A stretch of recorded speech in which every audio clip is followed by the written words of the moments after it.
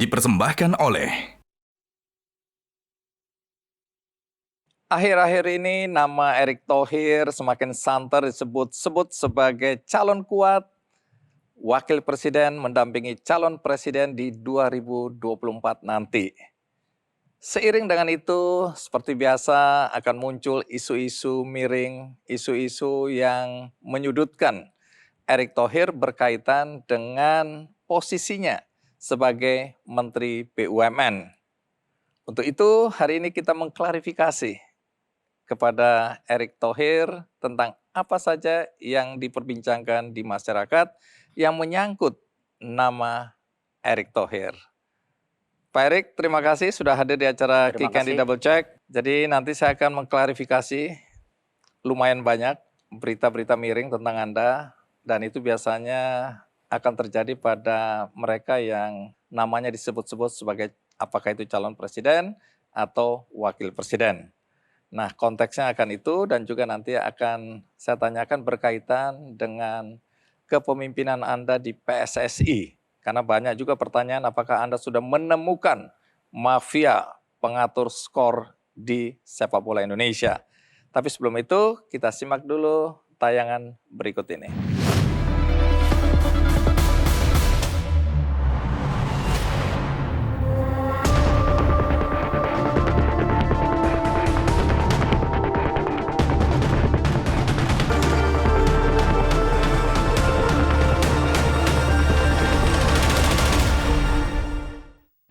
Pak Erick, belakangan ini para menteri sudah mulai sibuk berpolitik, tidak fokus lagi, sehingga banyak masyarakat mempertanyakan, banyak pekerjaan rumah yang harus dikerjakan, tapi kenapa para menteri ini sudah sibuk untuk melihat apa yang terjadi di 2024 nanti.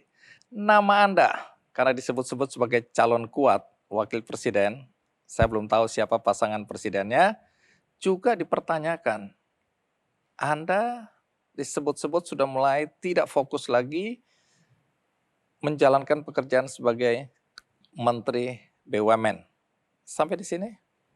Era demokrasi saya rasa itu hak dari semua masyarakat, pengamat, termasuk media mengkritisi, melihat apakah kinerjanya baik atau tidak. Karena memang kan kita pelayan publik. Jadi kalau saya yakini sejak awal saya memimpin Kementerian BUMN, saya selalu didampingi oleh tim yang kuat. Bahkan kalau kita lihat untuk tahun depan saja, kita sudah punya target-target baru. Apa contoh? Bagaimana pendapatan BUMN itu targetnya 3.000 triliun. Pendapatan ya sebelum pajak, sebelum bunga itu 600 triliun dan laba 250 triliun. Dan dividen kita berharap, karena ini kan harga komoditas turun semua, itu 80,2 triliun. Artinya sama seperti tahun ini dividennya. Ketika komoditas turun, ini kita yang jaga. Dan saya tentu sebagai membantu presiden, saya sangat-sangat tentu harus membuktikan kinerjanya.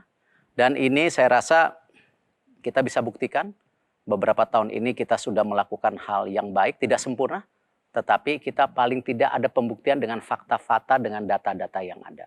Dan saya yakin bahwa terlepas daripada asumsi, persepsi, saya tetap fokus kerja. Baik. Kenapa nama Anda juga dipersoalkan atau disebut-sebut? Karena Anda adalah calon kuat untuk wakil presiden sekarang.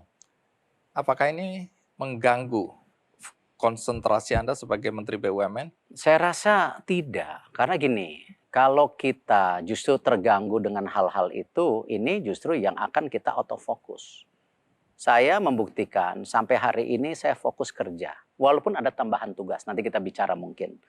Dan saya lihat tetap saya buktikan kemarin misalnya kerja-kerja 2 tahun supaya logistik kita lebih bagus, ya karena di era pertumbuhan ekonomi dan pembangunan yang kita harapkan, isu logistik supply chain itu menjadi hambatan kita tumbuh. Nah, salah satunya kemarin setelah 2 tahun kerja, akhirnya Belawan kita dapat kerjasama dengan UAE, DP World. Yang dimana kita mengharapkan Yang tadinya kita punya kargo itu harus ke Singapura, harus ke Malaysia, kita punya kesempatan sekarang langsung ke Dubai. Apalagi kita sudah free trade agreement dengan Dubai. Sehingga akses pasar untuk barang-barang kita ke Afrika, ke Eropa, bisa ada opsi. Tidak hanya dari Singapura, tidak hanya ke Malaysia, tetapi juga dari langsung sekarang di jantungnya Timur Tengah. Hal ini nggak mungkin. Ya, blueprint yang kita sudah punya, terus gara-gara saya out of focus, tidak. Saya masih punya tim yang setiap minggu saya rapat dengan mereka. Dan saya mengucapkan terima kasih kinerja para wamen saya yang luar biasa. Ya, saya juga membuktikan tetap ada transformasi di BUMN. Setelah kemarin saya mengangkat deputi termuda dibandingkan kementerian lain umur 38, kemarin saya ngangkat lagi. Sesmen termuda, umur 48 tahun. Dan target-target kepemimpinan anak muda, alhamdulillah, sudah tercapai 10%, yang di bawah 42. Yang perempuan masih kerja keras. Target 25 kemarin masih 19,2%. Nah, tentu hal-hal ini target-target yang saya rasa saya tetap harus deliver. Walaupun dengan keterbatasan waktu, saya sebagai menteri kan 2024 pasti selesai tugasnya. Dan jarang menteri BUMN 2 kali. Ya, jadi saya melihat hal-hal ini yang harus saya kerjakan secara nyata dan tentu target-target yang harus saya dapatkan. Mengapa orang kemudian khawatir akan banyak gangguan, terutama di tahun akan datang? Karena rumor yang beredar, Anda sudah dipastikan akan mendampingi salah satu dari calon presiden. Bagaimana dengan isu ini? Kan rumus dan isu. Belum ada black and white-nya. Dan saya sudah bicara di beberapa interview dan teman-teman juga nanya dari hati ke hati. Saya tegak lurus sama Pak Presiden. Artinya saya apa? Ini pembantu Presiden. Artinya apa? Selama tidak ada tadi hitam di atas putih, ya saya rasa jangan GR dulu ya. Karena semua ini kan ada konteks, apalagi yang namanya capres, wapres itu kan harus 20%. Itu realita dinamika politik yang di Indonesia yang harus kita hormati daripada akses yang kita dapat melalui partai. Jadi saya rasa terlalu dini. Ya, kalau masalah rumors, masalah isu-isu saya rasa ada waktunya menjawab.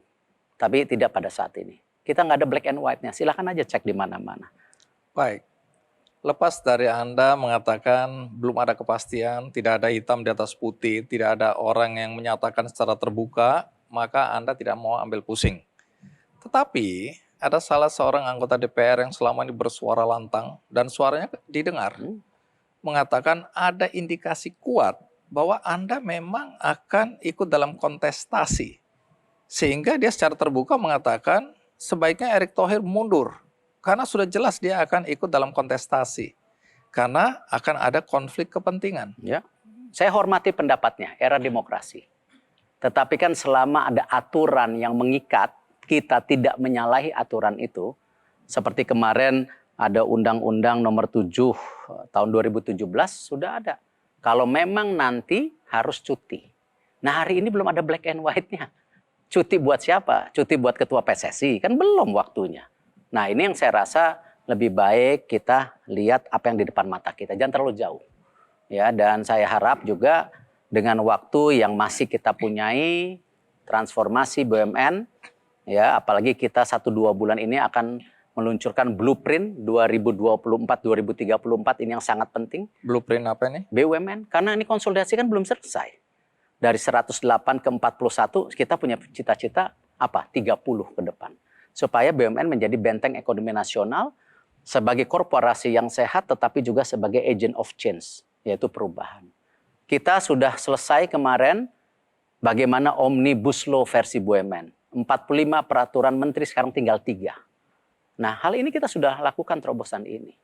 Nah, ini sayang. Saya rasa kenapa persaingan ke depan ini sekarang tidak hanya persaingan yang namanya secara global, ya, hanya dengan senjata. Tetapi yang paling riskan yaitu ekonomi. Dan ini terbukti dengan situasi global yang tidak pasti saat ini, ya, lihat harga pangan, harga yang namanya energi, gas, minyak, sangat-sangat berat oleh banyak negara. Indonesia masih diuntungkan, kita masih punya momentum. Nah, momentum ini yang saya rasa kenapa Bapak Presiden selalu bilang jangan sampai hilang momentum ini. Karena untuk kita menjadi negara yang tentu ya berkembang jadi maju, waktunya tidak panjang. Ini paling cuman 10 tahun, 15 tahun.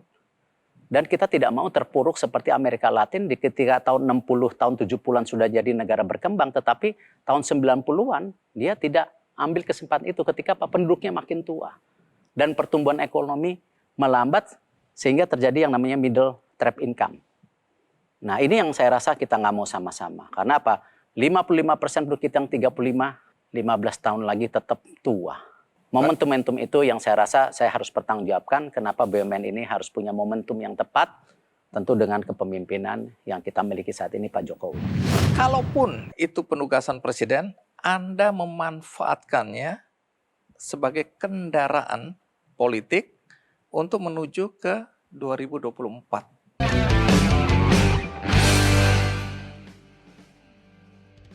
Dipersembahkan oleh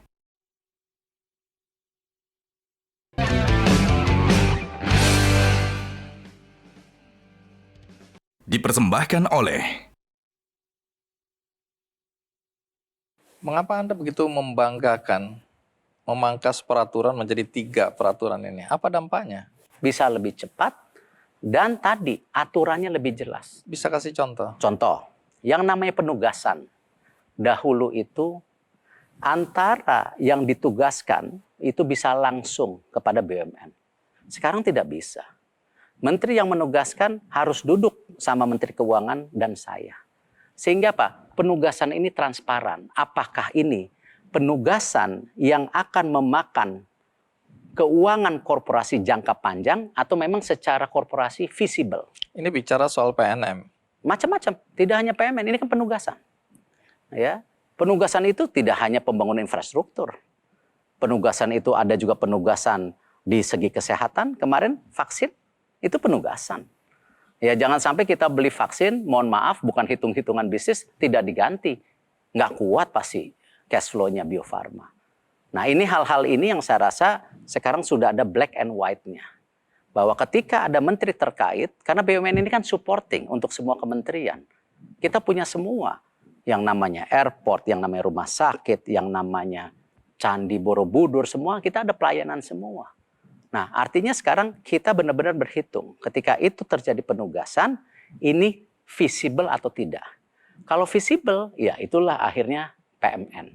Atau dana dari kementerian tersebut yang bisa dialihkan untuk penugasan tersebut. Gitu. Jadi tidak overlapping. Nanti saya akan tanyakan, karena banyak BUMN juga yang kinerjanya tidak bagus, dan kemudian memberikan alasan soal penugasan ini. Ya. Sehingga mereka berkilah karena terpaksa, mereka terganggu kinerjanya, Ya. dan meminta atau bahkan dengan alasan-alasan seperti itu meminta agar ada penyertaan modal negara di situ. Ya, ada benarnya. Tetapi ada tidak benarnya ketika oknum-oknum tersebut juga ya memakai kekuasaannya mengembangkan bisnis tidak sesuai dengan kapasitasnya. Banyak sekarang contoh di karya-karya. Selain penugasan pemerintah yang memang kemarin awalnya bangun jalan tol itu perlu 8-10 tahun. Tetapi pakai pendanaan jangka pendek ya tidak mungkin ketemu. Tetapi juga ada yang oknum-oknum di BUMN karya itu apa? Tadi menggelembungkan aset, ya, menerbitkan surat utang yang tidak dipakai untuk sesuai kepentingan, makanya masuk penjara. Ini saya akan tanyakan soal waskita karya ya. Karena ini temuan yang kemudian oleh beberapa pengamat dianggap karena adanya kegiatan pembangunan infrastruktur yang masif sehingga Kementerian BUMN tidak bisa mengontrol. Kontrol lemah, maka terjadi korupsi-korupsi. Tapi nanti akan saya tanyakan. Sekarang saya mau masuk ke Anda sebagai Kementerian BUMN yang dikritik. Ini sedikit ke belakang ketika Anda mencalonkan dan kemudian terpilih menjadi Ketua PSSI. Orang bilang, Erik ini udah gila. BUMN masih punya banyak masalah yang belum dia bereskan. Sekarang dia mau ngurusin PSSI lagi. Bagaimana Anda menjelaskan ini? Alhamdulillah hasilnya bagus kok. Kita juara SEA Games. Ya, kita sekarang punya blueprint yang diakuin FIFA. Bukan Tetapi itu yang ini, dipersoalkan. Yang iya, dipersoalkan Anda meninggalkan tugas-tugas utama Anda di Kementerian BUMN. selama saya bisa bagi tugas dan punya tim yang kuat dan saya buktikan selama hasilnya ada, kenapa tidak? Dan ingat, ini pun penugasan. Dan saya tidak malu ketika saya bicara ini penugasan dari pemerintah. Selama ini pemerintah ingin benar-benar menjadikan sepak bola kita menjadi kelas dunia. Selama ini tidak bisa, dari tahun 2014. Nah, ini yang saya bilang apa? Bahwa intervensi pemerintah di olahraga yang selama ini dipersepsikan government intervensi, saya tidak setuju. Kenapa saya tidak setuju? Negara-negara berkembang, kalau olahraganya mau naik, itu harus ada campur tangan pemerintah. Itulah kenapa kita lihat banyak negara-negara miskin kecil bisa lebih bagus prestasinya dari kita. Jadi ini bukan euforia, hanya tadi kekuasaan. Tetapi ini yang sesuatu tentu rakyat Indonesia harapkan.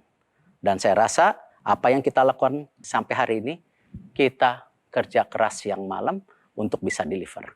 Kenapa saya bisa deliver? Tadi, saya punya tim yang kuat di BUMN, saya punya tim yang kuat di PSSI. Dan tentu yang kasihan, tentu keluarga saya. Waktunya berkurang. Ini yang saya rasa kenapa membagi waktu, membagi ketugasan dengan tepat itu menjadi kunci. Deliver. Baik, tapi di luar sana, di masyarakat, isunya ada dua. Pertama, bahwa ini memang penugasan dari Presiden kepada Anda untuk mengambil alih kepemimpinan PSSI karena olahraga ini adalah olahraga yang masif, yang disukai oleh masyarakat, dan kita harus punya prestasi di situ. Ya. Tapi orang yang berburuk sangka pada Anda melihat, pertama, itu sebenarnya bukan penugasan Presiden. Kalaupun itu penugasan Presiden, Anda memanfaatkannya sebagai kendaraan politik untuk menuju ke 2024. Itu yang beredar di masyarakat. Era demokrasi. Kita tidak boleh menutup ya pembicaraan yang terjadi di masyarakat karena kita suka atau kita tidak suka. Ini bagian yang masyarakat kita dididik. Yang terpenting kalau saya ada hasilnya atau tidak. Saya rasa kalau kita bicara, misalnya saya di PSSI, hasil tidak ada, apresiasi dari masyarakat bukannya bagus, malah terbalik. Malah menjadi blunder. Tetapi bukan itu yang saya pikirkan. Justru ketika saya diberikan kesempatan dan tugas, saya bekerja secara profesional dan baik. Dan saya tentu sukses story ini bukan karena saya. Karena dukungan dari semua pihak yang ingin ini bagus, termasuk yang di BUMN. Kalau saya bicara hanya sekedar pencitraan, apakah saya waktu itu membongkar, ya tentu dengan persetujuan Presiden dan dukungan kejaksaan, dan tentu Ibu Sri Mulyani juga, dan DPR Komisi 6 waktu itu dukung, yang namanya Jiwasraya, Asabri, apakah itu pencitraan? Apakah ketika kita tidak sengaja menangkap selundupan yang ada di Garuda, apakah itu penceritaan? Tidak, kita tidak pernah terpikir dari situ. Sama ketika saya bicara dunia olahraga, yang saya memang dari kecil di situ, dan dunia saya juga sebagai dunia usaha sebelumnya. Dan saya sudah ikut bola basket di tahun 90-an, sepak bola membawa Persija di juara tahun 2004, Persib 2014, emang ada agenda. Saya ingin jadi Menpora, atau saya ingin jadi Gubernur Jawa Barat. Tidak. Karena memang itu yang saya cintain dan yang harus saya deliver. Silakan cek partner-partner saya. Saya bekerja keras. Saya tidak ambisi jabatan, saya ambisi hasil. Jadi saya ingin menegaskan kembali nih, kalau ditanya, Pak Erik, apakah Anda memanfaatkan PSSI sebagai kendaraan politik? Jawaban lugas Anda apa? Saya sudah jawab kemarin, salah satunya di press conference U17. Saya meminta ini jangan dicampur adukan. Apalagi kemarin ada pertanyaan dari media. Ini sedang kampanye, musim kampanye di bulan November. Bagaimana U17? Ya harus jalan.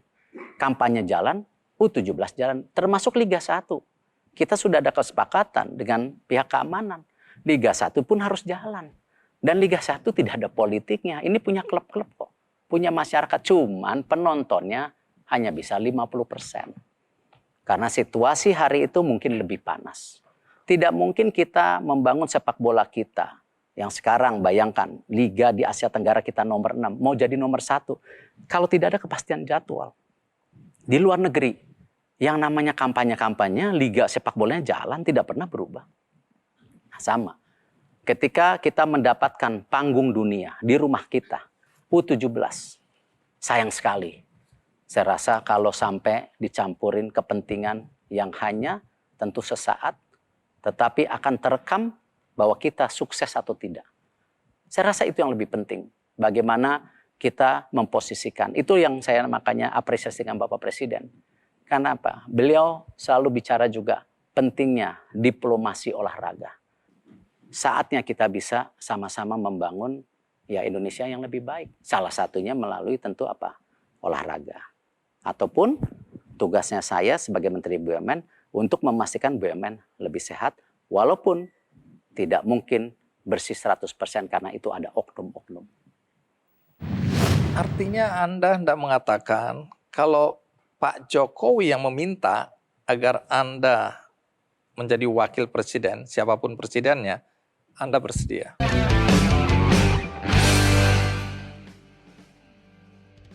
Dipersembahkan oleh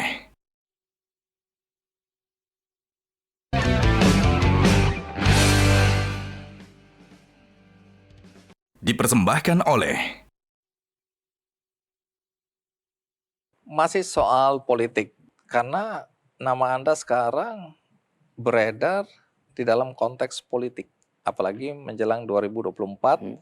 Kalau Anda ditawari, semua orang yakin Anda akan ditawari untuk menjadi wakil presiden.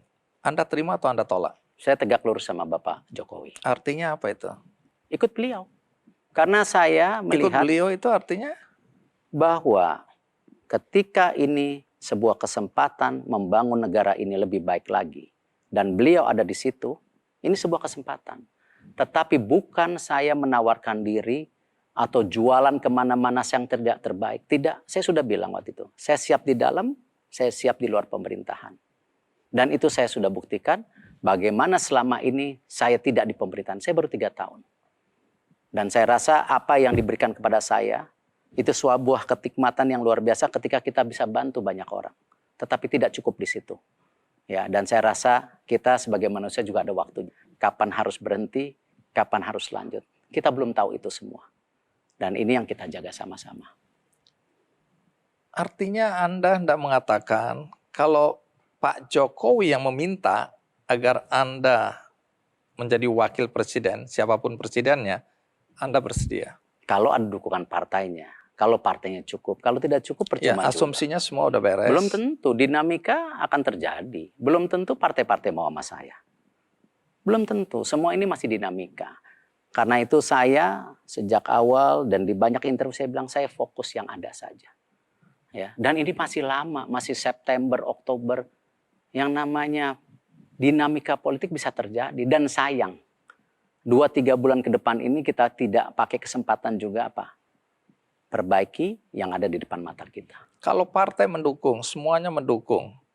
Presiden kemudian meminta. Cukup tidak? Cukup, katakanlah cukup. Cukup tidak? Belum tentu. Jangan bilang belum tentu. Semuanya sudah pada kondisi ya. Datang ke Anda, intinya Anda bersedia atau tidak? Tergantung. Mau dibawa mana ke negara ini? Mau dibawa kemana? Siapa yang mau membawa kemana? Artinya Ya, Anda sama-sama. memilih Kan mesti ada kesepakatan. presidennya, apakah cocok atau tidak? Apakah presidennya, apakah apa yang kita lakukan ke depan? Ngapain kita punya kekuasaan, tapi malah menjerumuskan bangsa ini? Saya tidak mau menjadi bagian itu. Saya rasa saya lebih baik di luar pemerintah saja. Tapi kalau ada kesepakatan besar, ada tolak ukur yang jelas, ya, semua sepakat mau kemana, ya kita duduk. Tapi kalau tidak ada hal-hal misalnya, oh ini hanya sekedar mencari kekuasaan, janganlah. Kasihan bangsa ini. Tadi saya bilang sama Bang Andi, momentum ini tidak datang 2 kali buat bangsa kita. Ya, sudah ada bukti di Amerika Latin. 2038, piramida kita yang tadinya banyak anak muda akan berbalik. Lebih banyak yang tua. Ketika itu terjadi 2038, kelambatan ekonomi akan terjadi. Isu yang terbesar bangsa ini, tenaga kerja. Lapangan pekerjaan sulit. Lihat data-data World Economy yang terakhir. Akan hilang 83,5 juta lapangan pekerjaan karena digitalisasi. Itu serem. Artinya apa? Kalau kita hanya duduk, apalagi di belakang meja, ya, tidak mau melakukan suatu transformasi perubahan yang signifikan, apa yang kita sudah punya, lebih baik jangan. Baik, saya tidak mendapatkan jawaban yang tegas di sini ya. Kenapa saya kejar tadi? Karena kembali lagi di masyarakat, ada kekhawatiran juga. Anda mengatakan ya, dan kemudian yang terjadi, Anda akan disibukkan oleh kampanye-kampanye dan tugas-tugas lain yang berkaitan dengan pemenangan pemilu. Itu artinya BUMN kembali ditinggalkan. Anda nggak fokus lagi. Karena ada opsi cuti. Ya. Kalau misalnya saya ditunjuk lagi ketua TKN, kan bisa saja. Semua ini masih dinamika, kita tidak tahu. Kekhawatiran lain adalah Anda akan memanfaatkan, menggunakan fasilitas negara sebagai Menteri BUMN. Sampai di sini bagaimana Anda menyikapi? Insya Allah tidak. Kalau kita lihat laporan LHKPN saya, bukannya naik, turun. Jadi kekayaan Anda sekarang berapa? Turun 13 miliar. Jadi mantap kata istri saya, makan tabungan juga rupanya. Jadi itu yang saya bilang juga, bagaimana kerja-kerja di Kementerian itu tidak mudah. Ya, kita pernah diskusi tertutup, Bang Andi. Bagaimana gaji menteri itu sebaiknya cukup, ya, bukan 19 juta. Artinya apa? Ketika kita pegang triliunan, gaji kita tidak cukup, bahaya. Godaannya besar. Godaannya besar gitu. Tetapi tentu kan itu bukan keputusan saya. Itu keputusan bersama yang ada di pemerintahan, di DPR. Dan tentu asumsi masyarakat bisa nggak terima itu. Mungkin Anda bisa melalui godaan itu karena Anda orang kaya. Alhamdulillah cukup. Ya, banyak yang lebih kaya dari saya. Tapi tergoda. Saya tidak bisa bicara itu. Baik. Saya masih coba mengelaborasi kekhawatiran orang ya. Karena sekali lagi lepas Anda tadi belum menyatakan dengan tegas, tapi banyak pihak sudah mengatakan Erick Thohir bakal maju. Sudah ditentukan bahkan Anda adalah wakil, saya tahu tapi saya tidak akan ungkapkan di sini, dari salah satu calon presiden. Itu artinya ada beberapa pekerjaan rumah yang belum tuntas, yang dikhawatirkan, lepas dari Anda katakan bahwa tim Anda kuat, wamen Anda kuat, hebat-hebat semua, tapi kan Anda komandannya. Kalau komandannya nggak fokus, maka kasus-kasus yang belum selesai ini dikhawatirkan tidak akan selesai. Apalagi mengingat waktu Anda ini sempit sekali.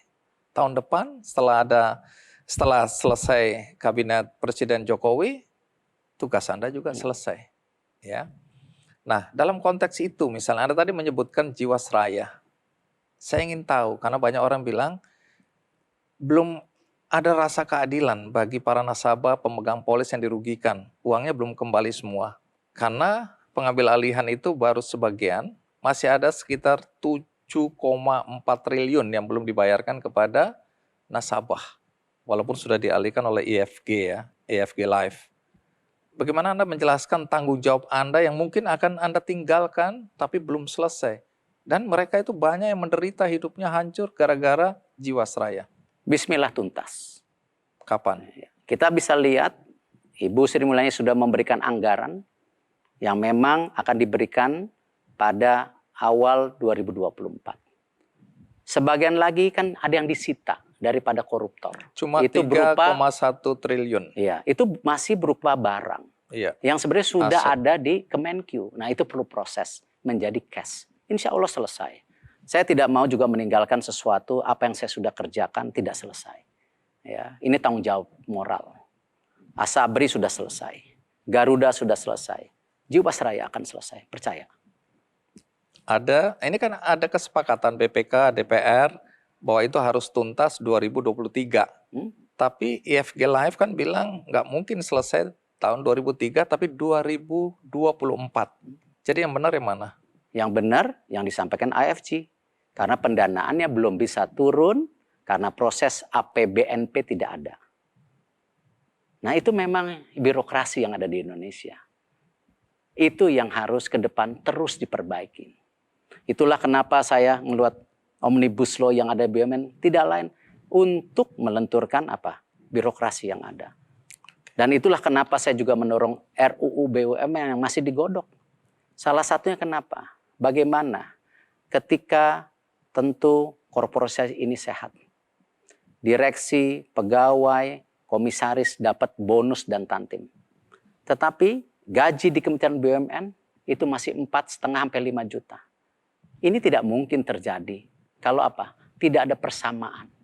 Nah, itulah kenapa di RUU BUMN saya juga meminta support. Dan insya Allah support itu akan diberikan kalau niatnya sama. Saya meminta Kementerian BUMN tidak perlu mendapatkan APBN kalau perlu. Toh cuma 280 miliar. Kementerian yang terkecil mendapatkan APBN. Kenapa tidak dibalik? Kita mendapatkan 1-2% dari dividen. Artinya apa? Kalau itu dividen tidak berlanjut, ya kita nggak gajian di kementerian. Angkanya tidak lebih, tidak kurang mirip. Tunggu, ini, 300 ini usulan. Sudah masuk di RUU BUMN. Ini sedang diskusi. Kita sedang diskusi. Dan sini sudah 2 tahun. Dan saya berharap, ya ini ada terobosan. Ini yang kita, Komisi 6 sudah setuju. Nah, kita tinggal bicara lagi dengan komisi-komisi lain. Supaya apa? Bukan berarti kita mau independen. Tidak mungkin korporasi dan birokrat bisa ketemu kalau tidak punya filosofi yang sama. Akan terus terjadi kecemburuan. Ini yang kita coba. Toh, Kementerian BUMN adalah kementerian yang dihitung berdasarkan performance base. Bukan program base. Kita beda. Kita itu berapa yang diberikan. Berapa pajak kita. Berapa bagi hasil kita. Kita sudah kontribusi hampir 1.160 triliun 3 tahun terakhir. Beda dengan Seluruh kementerian. BUMN. Iya, beda dengan kementerian lain. Saya tidak mau membedakan kita spesial. Tidak. Suksesnya BUMN itu karena juga kementerian lain mendukung. Karena itu tadi rule of the game-nya mengenai penugasan kita sekarang ada. Istilahnya aturan yang mengikat bersama. Tidak saling salah-salahan gitu. Itu yang kita dorong. Dengan era sosial media yang seperti kita hadapi dengan kebebasan dari ini, kadang-kadang semua bicara hanya menuduh. Saya juga tidak ada mau sebagai individu seakan-akan memenjarakan orang itu menjadi glory ya. Saya tidak mau menjadi bagian itu. Tetapi ketegasan itu harus terjadi.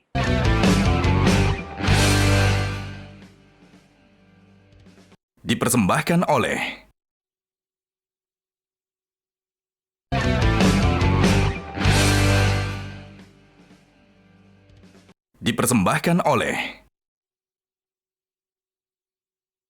Sekarang masuk ke Waskita Karya.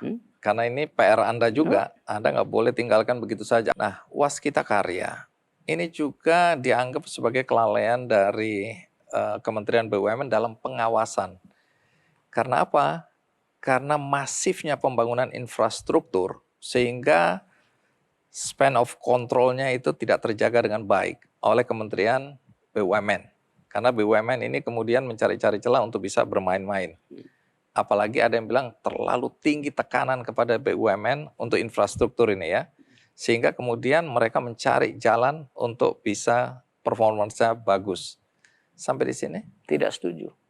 Apa yang tidak Anda setuju? Isu Waskita Beton itu terjadi jauh sebelum 2019.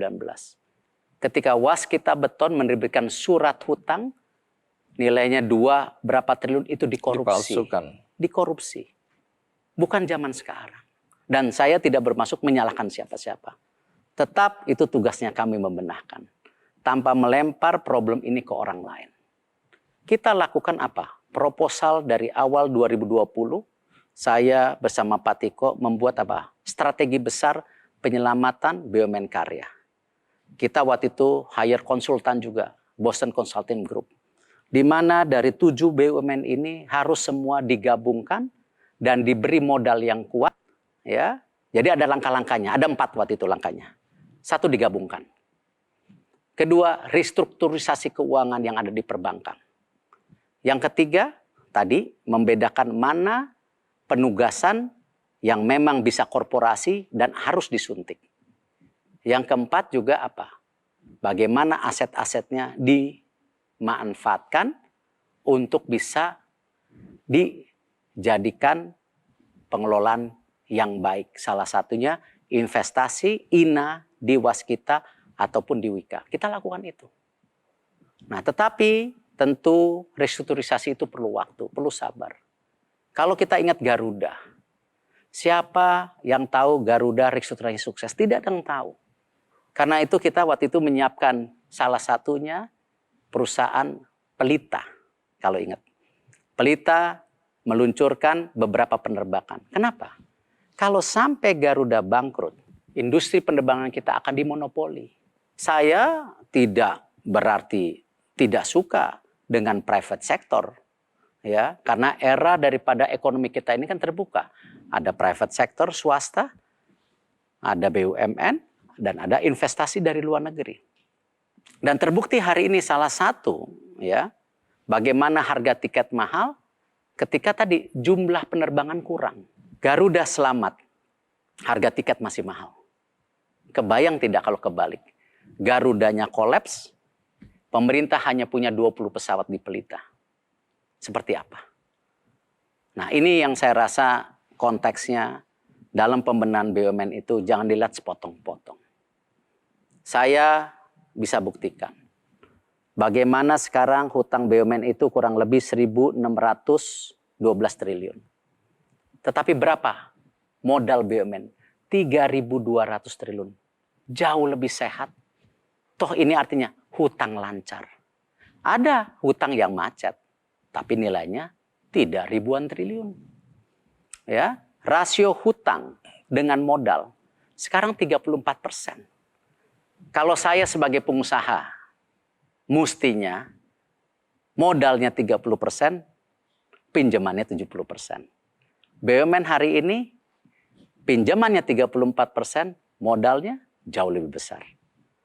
Nah, ini hal-hal yang saya rasa kadang-kadang dengan era sosial media yang seperti kita hadapi dengan kebebasan dari ini, kadang-kadang semua bicara hanya menuduh, membangun persepsi negatif tanpa data dan fakta. Dan saya tidak takut, saya buktikan data-datanya. Baik.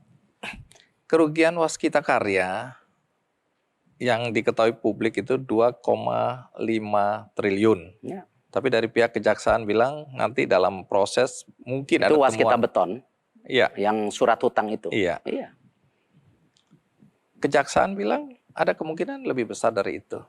Bagus, sehingga bisa diperiksakan. Karena kita bisa bersihkan. Toh kita sejak awal, saya rasa kita merupakan kementerian pertama yang melaporkan ketidakbenaran yang ada di tubuh kita. Ini yang saya mau tanya. Anda kan melaporkan 12 BUMN bermasalah. Bahkan Ya. nambah jadi 13 kalau Ya, nggak salah ya. terakhir. Tidak semua BUMN ya, ada anak, ada cucu, Iya. ada dana pensiun. Total 12 plus 1 kalau nggak Ya. salah terakhir ya Anda masukkan. Ya. Banyak orang bertanya, apa kabarnya BUMN atau anak cucunya yang Anda laporkan itu? Sudah progres. Tetapi kan tidak bisa cepat. Penyelamatan dana pensiun, misalnya BUMN, tidak seperti Asabri atau yang namanya Jiwasraya. Ketika pemerintah bisa hadir, menyelesaikan dan menyelamatkan daripada kebutuhan rakyat atau pensiun dari TNI Polri. Dana pensiun BUMN ini sejak dahulu aturannya dimiliki oleh masing-masing perusahaan. Makanya terjadi korupsi yang banyak di mana-mana waktu itu. Makanya sejak awal saya, Pak Tiko, kita konsolidasi. Ini manajemennya harus dikelola secara bersama. Jadi bukan diambil tapi dikelola secara bersama. Dengan standarisasi yang sama. Nah, transisi penyihatan dana pensiun ini perlu waktu 3 dan sampai 5 tahun. Ya, dan sudah ada angka-angkanya. Kenapa? Karena ada BUMN yang bisa top up. Ya, keuangannya kuat, dia top up. Tapi ada BUMN yang tidak bisa top up, dia perlu waktu top up-nya. Tetapi standarnya sudah sama sekarang. Tidak boleh lagi mereka investasi atau jual beli perusahaan yang aneh-aneh. Pengelolaan yang menjadi masalah di bangsa kita. Mau di BUMN, mau di birokrasi, mau di olahraga, sama. Pengelolaan yang jadi masalah. Nah, inilah yang selalu kenapa kita perbaiki sama-sama. Tanpa menyalahkan siapa-siapa. Baik, karena Anda sudah menyebut Asabri ya beberapa kali, yang beredar juga adalah kerugian negara. Itu disebut-sebut di media massa maupun di media sosial 22,7 triliun. Betul itu? Betul. Kan makanya pada masuk penjara.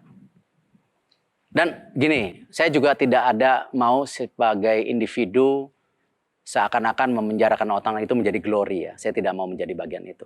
Tetapi ketegasan itu harus terjadi. Tetapi tentu kan ya mereka semua juga ada keluarga, ada hukuman sosial. Nah karena itu saya ya selalu mengingatkan kepada direksi komisaris. Mungkin 1 bulan lalu saya baru kumpulkan lagi untuk mengingatkan. Kenapa? Saya percaya dalam memperbaiki perlu ada leadership dan sistem. Ya, itu pun tidak cukup. Kenapa? Oknum tetap ada. Nah ini yang saya terus bangun sekarang. Tidak mudah, tapi kita harus coba. Dan pasti bisa. Kalau bangsa lain bisa, kenapa kita tidak bisa? Baik, ada juga kasus Krakatau Steel. Ini juga mereka khawatir karena kasus masih berjalan dan kerugian diperkirakan 6,9 triliun kalau tidak salah ya.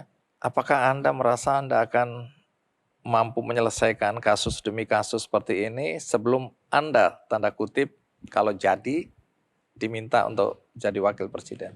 Kasus Krakatau Steel kan sudah restructuring. Sudah terjadi. Kasus korupsinya tetap berjalan.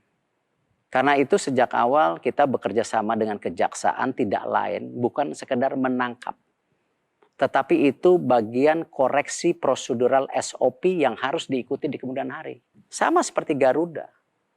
Mudah-mudahan dengan apa yang kita lakukan hari ini dan sudah ada standarnya. Jangan lagi ada leasing-leasing sampai ya harus dipenuhi oleh 110% penumpang. Dari mana hitungannya? Nah ini yang kita dorong terus. Bersama KPK sama, kita lakukan pengingatan-pengingatan. Karena memang kerjasama kita dengan KPK ada pencegahan. Kita kerjasama dengan kejaksaan, yaitu pembersihan, bersih-bersih BUMN. Tetapi itu kita harapkan menjadi SOP, bukan hanya nangkep. Karena kalau hanya nangkep terus tidak dibangun oleh sistemnya dan leadershipnya sangat berat. Ada satu peristiwa kecil, kalau dibilang kecil, tapi itu viral di media sosial berkaitan yang kemudian dikaitkanlah dengan keinginan Anda untuk menanamkan nilai-nilai akhlak. Ya, akhlak itu kepanjangannya dari amanah, harmoni, kompeten, ya kan, loyal, adaptif, kolaboratif. Oke, saya hanya ngetes Anda aja ya. Tapi karena disingkat sebagai akhlak, maka asumsi orang adalah bagaimana soal kejujuran ya, bersih dan tertib dan seterusnya yang berkaitan dengan akhlak. Lalu di media sosial heboh. Ada karyawan BUMN di Nunukan, Kalimantan Utara yang melemparkan anjing hidup-hidup ke sungai dan dimakan buaya. Orang kemudian bilang akhlaknya macam apa? Sekali lagi Anda dikaitkan, ini gagal Erick Thohir untuk membina akhlak dari karyawan BUMN. Nah kembali, karena itu statement tanpa data dan fakta. Ya, ketika kejadian itu saya sebagai pecinta binatang, saya sangat marah sekali. Saya langsung telepon direksi Pertamina. Setelah ditelusuri itu adalah outsource-nya, kontraktornya. Tapi saya bilang tidak peduli. Ketika itu mau kontraktor, mau siapapun, tidak peduli harus dihukum. Seberat-beratnya. Karena kita juga udah punya undang-undang perlindungan binatang. Mandalika kenapa rugi?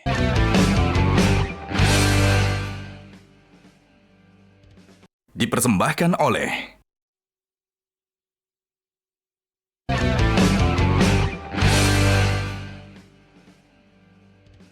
dipersembahkan oleh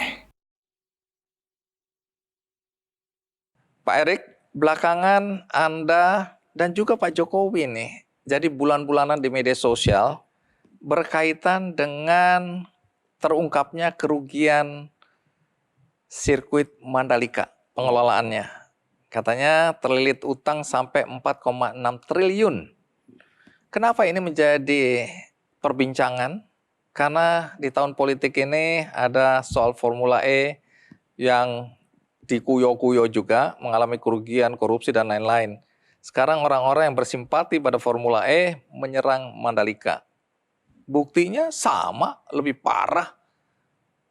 Mandalika kenapa rugi? Beda. Itulah kembali ketika kalau bicara tanpa fakta dan data. Kalau kita ingat Nusa Dua, itu kan sama. Bagaimana BUMN di tahun 80-an hadir zaman Pak Soeharto. Supaya Balinya punya tempat conference dan sebuah daerah yang juga bisa mendorong pertumbuhan ekonomi di Bali. Dan itu sukses story yang luar biasa. Kalau kita lihat Mandalika pun sebenarnya ini sudah beberapa presiden ingin mensukseskan ini. 4, berapa triliun itu tidak hanya buat sirkuit. Salah. Di situ sudah ada hotel Pullman sudah jadi. Bagaimana infrastruktur yang ada di Mandalika? Ya memang perlu waktu yang namanya infrastruktur gitu. Nah, konteksnya yang waktu itu saya sampaikan bahwa yang namanya sirkuit Mandalika ini ya, alhamdulillah kalau kita bisa lihat sudah ada maraton, nanti ada lomba mobil, Porsche, lomba macam-macam ya. Tetapi untuk beberapa event yang memang berat, saya mau negosiasi ulang. Yaitu World Superbike. Iya, kan boleh negosiasi ulang. Tetapi MotoGP-nya yang 10 tahun tetap kita mau. Saya rasa lumrah gitu. Jangan sekonyong-konyong langsung dibilang, oh ini 4,6 triliun pemborosan. Bukan, ini kawasan. Bukan Kawasan hanya ekonomi khusus. kawasan itu. Nah, kenapa ada PMN? Nah, kemarin kan kita lihat ketika konsolidasi Injourney itu kan sudah membawahi airport-airport. Nah, memang pada saat COVID, tadinya airport-airport ini semua pada untung. COVID itu kan mayoritas atau semua airport lah, jadi tidak untung. Ya, dan kenapa tidak untung kan kita tahu tidak ada penumpang dan tidak boleh tutup. Tapi yang dipersoalkan kan bukan Injourney karena holding ini untuk aviasi dan pariwisata. Ya, tapi kan cash flow. Tapi ITDC-nya ini. Iya, sama kan cash flow-nya ini. Kan satu atap. Yang selama ini tadinya kuat menopang, hari ini recovery daripada airport itu baru 2. Yaitu Jakarta dan Bali. Yang lain-lainnya belum recover. Nah ini yang saya lihat perlu cash flow. Toh dari 4,62 itu ya memang ada kebutuhan yang harus kita juga jaga cash flow-nya. Nah itulah kenapa ada PMN itu. Ya. Dan kita terus membangun Tanah Mori apa. Nah ini yang kenapa kita akan bikin terobosan juga. Supaya mempercepat Mandalika itu nanti kayak Batang, kawasan industri Batang. Orang tidak perlu beli tanahnya. Tapi orang bisa sewa 5-8 tahun. Karena bisnis hotel kan berat, perlu cash flow yang lama. Tetapi nanti dia punya opsi beli. Itu. Nah ini untuk mempermudahkan. Nah kita coba dorong supaya apa? Mimpi kita bersama di kawasan-kawasan seperti Mandalika, Labuan Bajo ini bisa menjadi kenyataan. Kita punya sukses story Nusa Dua ya kita harus punya. Nah tapi kalau kita lihat sukses story yang sudah ada, lihat bagaimana sekarang Borobudur jauh lebih baik. Nah kenapa sekarang juga kita ditugaskan mengelola taman mini yang tadinya rugi 40 miliar jadi untung 150 miliar. Nah ini hal-hal yang saya rasa kita perlu waktu. Kita tidak bisa seperti mengembalikan tangan seperti itu. Tapi saya lihat yang namanya proyek Mandalika, Tanah Mori, apakah nanti Likupang, ya ini memang proyek-proyek yang harus kita dorong secara jangka panjang. Kita tidak mungkin membangun para wisata kita tidak bersaing dengan negara-negara lain. Lihat sekarang, bagaimana UAE, Qatar, investasi masif kepada industri pariwisatanya, airportnya, penerbangannya. Sekarang Turki lagi. Bagaimana Thailand membangun kawasan pariwisata dengan medical sudah terjadi. Saya lupa namanya, Burang-rang apalah namanya. Kita baru sekarang di Bali. Artinya apa? Kita tidak bisa menjual pariwisata kita. Hanya keindahan alam. Perlu ada infrastruktur, perlu ada service, perlu ada event. Lihat Singapura, Coldplay 4 hari 6 kali. di sini. Nah, Taylor 1 Swift hari. 6 kali. Saya nggak yakin kalau nggak ada campur tangan pemerintah. Nah, saya ingat sekali ketika saya di Inter Milan, pemerintah Singapura berapa kali bawa Inter Milan ke Singapura. Saya rasa ya itulah, membangun pariwisata itu tidak cukup hanya tadi. Baik, Harus kembali ke ada Mandalika dulu. kesinambungan gitu. Bupatinya sekarang juga ikut mengeluarkan statement kecewa karena informasi mengenai kerugian. Ini bicara mengenai Superbike yang mau dibatalkan atau dinegosiasi ulang. Kemudian isu-isu negatif itu membuat investor jadi takut masuk. Sejauh ini ketakutan dari Bupati itu? Saya rasa begini, kita kan punya event gede MotoGP-nya. Dan itu banyak sekali event yang terjadi. Jangan dilihat sepotong-sepotong. Percuma punya MotoGP, ya, World Superbike, tetapi sirkuitnya kosong. Hanya diisi setahun 2 kali. Wah, itu lebih parah. Kita udah isi, lihat aja program. Kapan? Kita print program-programnya, suruh cek. Kita tanggung jawab. Tetapi ini ke depan, ini yang saya bilang. Saya juga tidak mau BUMN ya terjebak di bisnis bukan core-nya. ITDC itu adalah developer. Seperti Nusa Dua, jangan jadi IO. Penyelenggara. Jangan jadi IO gitu. Tapi ini kan bertahap. Ya, kita harus undang private sector untuk melakukan hal-hal ini. Tapi bertahap, tidak apa. Sekarang kan namanya juga agent of development. Kita harus lakuin dulu. Baik, semoga ini juga bisa didengar karena Bupati mengungkit-ungkit kembali. Karena warganya juga mengungkit-ungkit, sudah berkorban menggali makam 100 lebih leluhur mereka untuk dipindahkan. Dan kemudian kalau hasilnya seperti ini mereka marah. Pengorbanan itu jadi sia-sia. Sama lah, saya juga marah kalau ini gagal. Karena itu kenapa kita bertanggung jawab yang namanya MotoGP, semua event-event tetap terlaksana gitu. Justru sangat sedih kalau punya sirkuit hanya diisi 2 kali kegiatan. Apa bedanya fasilitas sepak bola yang ada di seluruh Indonesia? Kita punya 165 stadion. Tetapi kalau hanya dipakai setahun sekali, sayang. Itulah yang kita harus lakukan, yang namanya hardware dan software mesti ada isinya gitu. Jangan hanya bangun infrastrukturnya, stadiumnya, tetapi tidak ada kegiatannya. Baik, itu jawaban Anda ya. Sekarang saya masuk ke PSSI. Anda sudah menjelaskan PSSI bukan kendaraan politik Anda. Tidak ada ambisi seperti itu untuk menjadikan PSSI. Anda punya hati di situ. Katakanlah orang percaya. Beberapa waktu yang lalu, ketika Anda baru saja terpilih menjadi ketua umum PSSI, Anda mengatakan Anda akan memberantas mafia yang mengatur skor di sepak bola.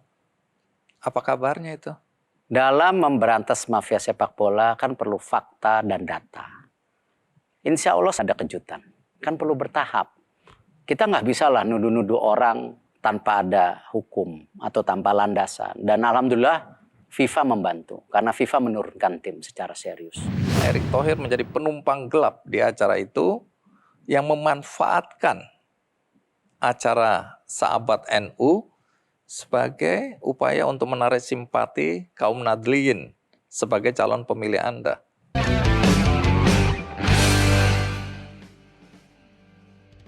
Dipersembahkan oleh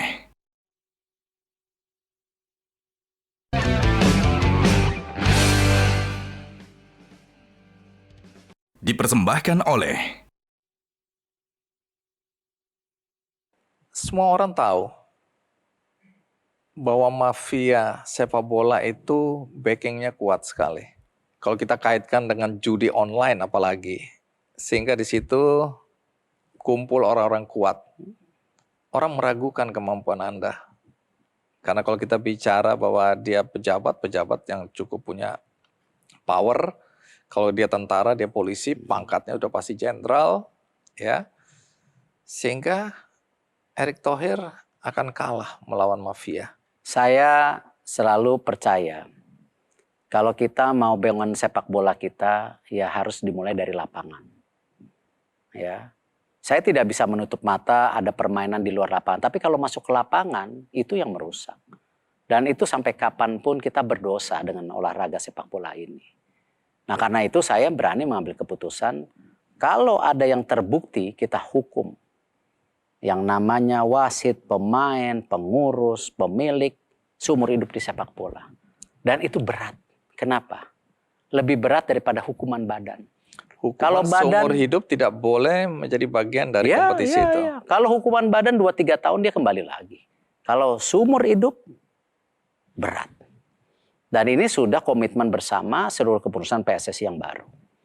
Nah tentu dalam memberantas mafia bola ini ada tahapannya. Pak Kapolri sudah mendukung penuh dan ini saya kembali bukan berarti selalu bicara nama Bapak Presiden karena memang beliau, ya saya ingat sekali yang meminta untuk segera ini menjadi bagian bersih-bersih yang harus kita lakukan gitu. PSSI yang bersih dan berprestasi, sepak bola kita yang baik. Tunggu, berarti Anda hendak mengatakan yang Anda tertibkan sebatas yang Anda mampu di lingkungan pesepak bola, pemainnya ada pelatih, ada kemudian wasit. Orang bicara mafia itu di luar sana yang siapapun nanti akan terpengaruh. Kan semua nanti ada bukti, handphonenya, transfer uangnya. Kan saya ada keterbatasan. Karena itu Presiden menginstruksikan Kapolri. Kita bersama-sama mencoba membersihkan gitu. Tidak mudah sama. Ketika saya bicara bersih-bersih BUMN, apakah 100% bersih? Buktinya masih ada korupsi. Tapi coba jauh tingkatannya, kita akan upaya. Perlu waktu. Kalau orang yang menuduh Anda menggunakan PSSI sebagai kendaraan politik, dan Anda sudah jelaskan, ada lagi yang curiga bukan melalui PSSI. Pertama, dari sejarah perjalanan Anda, diawali dengan adanya wajah Anda di ATM-ATM bank-bank BUMN. Orang heboh, wah Erick Thohir secara terselubung sudah mempersiapkan diri untuk Pilpres 2024. Anda sudah jelaskan ini di wawancara Tapi kita. Berhasil loh. Apa yang berhasil di sini? Ketika akhlak menjadi core value BUMN, sekarang mungkin gara-gara promosi ATM itu akhlak jadi core value ASN sekarang. ASN berhalak. Itu keberhasilan. Ya mungkin, ini GR-nya saya. Walaupun orang menuduh atau melihatnya berbeda. Selama kampanye yang dilakukan itu memang buat akhlak, bukan pilih saya. Tapi ada lagi yang mencoba melihat track record Anda. Kejadian pada saat milad 100 tahun atau seabad Nadatul Ulama di Jawa Timur. Baliho Anda banyak terpampang sepanjang jalan menuju lokasi. Lagi-lagi orang melihat ini bukan sesuatu yang biasa. Tapi ini bagaimana Erick Thohir menjadi penumpang gelap di acara itu yang memanfaatkan acara Sahabat NU sebagai upaya untuk menarik simpati kaum Nadliyin sebagai calon pemilih Anda. Yakin hanya baliho saya? Saya rasa banyak baliho pemimpin NU juga yang lain di sana. Anda disoroti? Ya, nasib. Karena tadi, ya ini bagian dari yang namanya demokrasi. Tetapi saya tentu mendapat kepercayaan dari kepengurusan NU untuk menyelesaikan itu. Dan itu berlanjut sampai hari ini. Bagaimana saya memastikan bahwa tadi yang namanya ekonomi NU ini bisa berjalan dengan baik. Salah satunya kita akan luncurkan nanti di Jember. Kita membentuk yang namanya supermarket pangan, seperti konsep makro zaman dulu, jadi untuk wholesaler, ya tidak kita yang beli, tapi wholesaler bukan B2C. Nah, alhamdulillah kemarin saya lapor, saya cek keuangannya sudah melayani 6.000 warung. Nah, ini yang kita harus lakukan. Ya, kalau kita mau sayang Indonesia, kita juga harus sayang Islam. Nah, NU sebagai organisasi yang terbesar, ini harus kita rawat. Ya, dan tentu tidak hanya NU juga, Muhammadiyah pun kita dorong kerjasama dengan Muhammadiyah. Salah satunya bagaimana tadi kerjasama mengenai para santri bisa magang di BUMN. Kemarin kita juga kerjasama pendidikan para pesantren untuk guru-gurunya untuk digitalisasi. Karena ini bagian tadi yang kita namakan CSR di BUMN, ada yang namanya pendidikan, ada yang namanya juga penghijauan, ada juga yang namanya bagaimana UMKM. Payung hukumnya jelas. Ya, ini yang kita jaga dan kita tidak bisa menutup mata ini. Karena tidak mungkin kita mendiamkan ekonomi kita ke arah yang salah. Yang besar makin besar, yang miskin makin miskin. Tidak. Justru Indonesia ini hadir bagaimana kita terus bisa menyimbangkan ekonomi. Nah, itulah kenapa kami di BUMN juga banyak program-program seperti itu. Dan itu program nyata bukan karena saya ingin jadi apa-apa. Dan program ini sudah lama, sudah jalan. Kalau kita bicara program PNM Mekar, itu program sebelum saya. Baik, terakhir Pak Erik, dengan banyaknya isu miring banyaknya mungkin Anda menganggap itu sebagai fitnah karena tidak didukung data, fakta. Adakah sesuatu yang Anda ingin sampaikan di kesempatan ini kepada siapa saja yang menurut Anda perlu mengetahui apa yang ada di dalam hati Anda atau pikiran Anda berkaitan dengan tuduhan-tuduhan miring tadi? Ada sesuatu yang mau disampaikan? Ya, saya tidak mau menjadi orang lain. Ya, inilah saya apa adanya. Saya juga tidak mau karena jabatan saya, karena keberhasilan saya menjadi orang lain. Saya rasa kekuatan karakter yang dibangun oleh keluarga saya sejak kecil ini yang saya pertahankan sampai sekarang. Dan kita keluarga ingin dikenal sebagai keluarga tentu yang profesional, santun, tetapi juga pekerja keras. Dan insya Allah hal-hal ini kita jaga, karena itu tentu amanah dari almarhum bapak saya. Baik, terima kasih Pak Erik. Terima kasih. Sudah hadir di acara Kikandi Double Check. Banyak hal yang sudah Anda klarifikasi. Tentu saja ini berpulang kepada siapapun yang menonton, mau percaya mau tidak, tapi Anda sudah menjelaskannya. Jadi sekali lagi saya mengapresiasi itu. Semoga bermanfaat bagi siapapun yang mendengarkan acara ini. Baik, itu tadi pembicaraan saya dengan Erick Thohir, Menteri BUMN yang juga Ketua Umum PSSI dalam konteks tahun politik 2024 di mana nama Erick Thohir disebut-sebut sebagai kandidat kuat untuk menjadi wakil presiden. Akhirnya saya berharap semua ini ada manfaatnya buat kita, dan bagi Anda yang tadi menonton episode kali ini tidak dari awal tapi dari tengah, jangan juga khawatir karena episode ini ditayang ulang di metrotvnews.com. Ada juga cuplikannya di channel YouTube Kick Andy Show dan TikTok Kick Andy Show. Semoga kita bertemu di lain kesempatan. Sampai jumpa.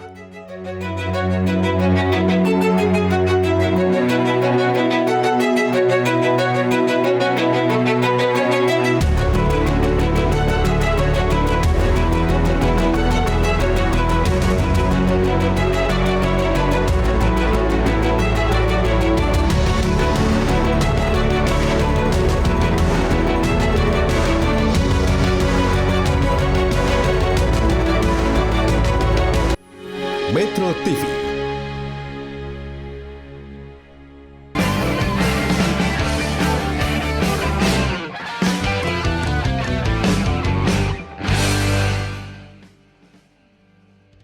Dipersembahkan oleh